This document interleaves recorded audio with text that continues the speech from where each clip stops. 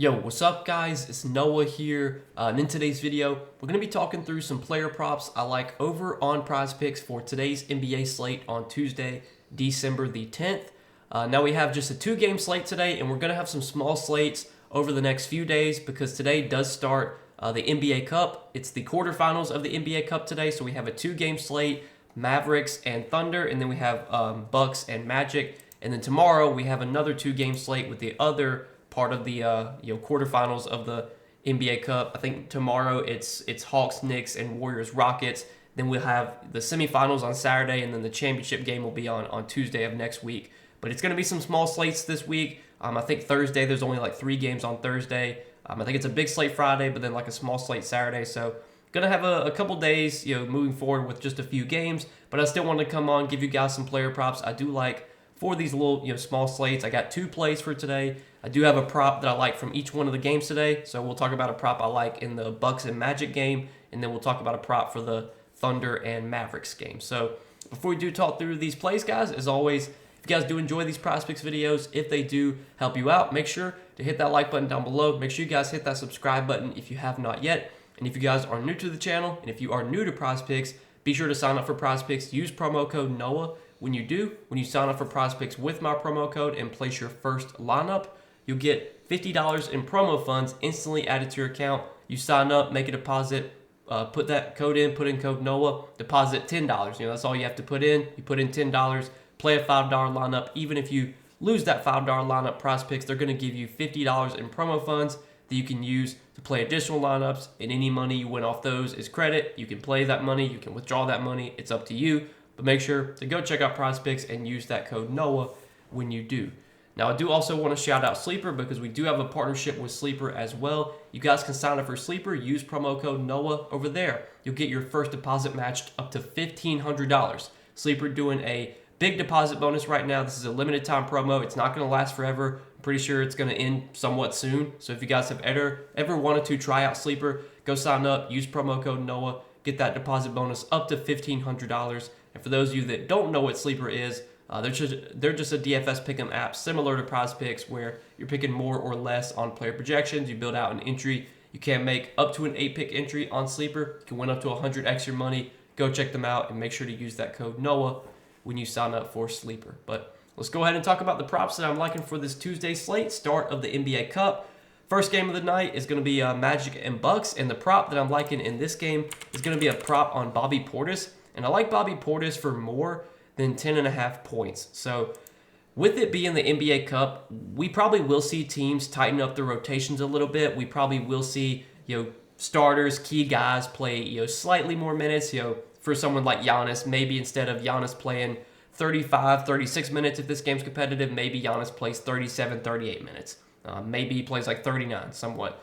But for the most part, we can expect, if this game's competitive, for the main rotation guys to see their normal allotment of minutes, if not maybe a slight increase in minutes, since this is a more meaningful game. And Bobby Portis, we know he's kind of like the 6th man for Milwaukee. He's one of their key bench guys. He's pretty locked into a steady minutes role. Most nights Bobby Portis is playing anywhere from 22 to 24 minutes. Some nights he'll play more than that if he's playing really well. Some nights he might see a little bit less than that, but typically most nights Bobby Portis is going to play close to 24 minutes. I think this season he's averaging like 24 minutes per game. Last game he did get up to 31 minutes, but I think that was because he was playing so well. He had 23 points last game.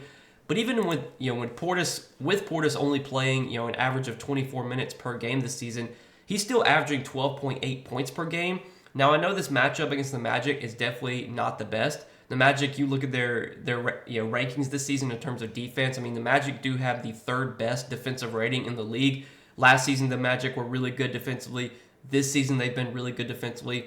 Their defense might start to tail off a little bit since they don't have Franz Wagner now. They're obviously missing Paolo Banchero as well. I still think the Magic are going to be a solid defensive team even without Franz Wagner, but I could see their defense kind of tailing off a little bit. And I think the matchup here for Bobby Portis is fine against this Orlando team. Bobby Portis is a guy that can score from anywhere. He's not a guy that really relies on rim scoring, which Orlando's actually been really good protecting the paint, given not allowing points in the paint.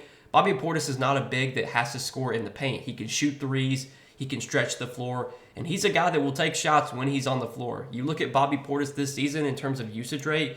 When you look at the normal rotation players for Milwaukee, Bobby Portis is third on the team in usage. Obviously, Giannis leads the team in usage.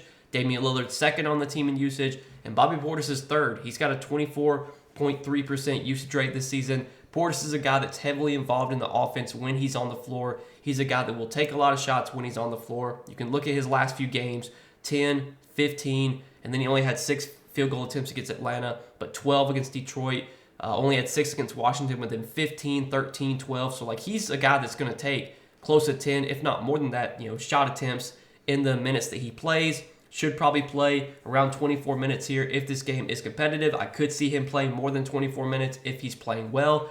And when Bobby Portis has played at least 22 or 24 minutes this season, he's been able to get 11 points more times than not. In fact, every game except one this season where Portis has played at least 24 minutes, he has scored 11 points. And you can look at it even further. You look at games where Portis has played at least 22 minutes. He's over this points prop in all but I think 3 games this season, playing at least 22 minutes. One of the games he went under, he shot 2 for 6 versus Chicago, so he had kind of a poor shooting game.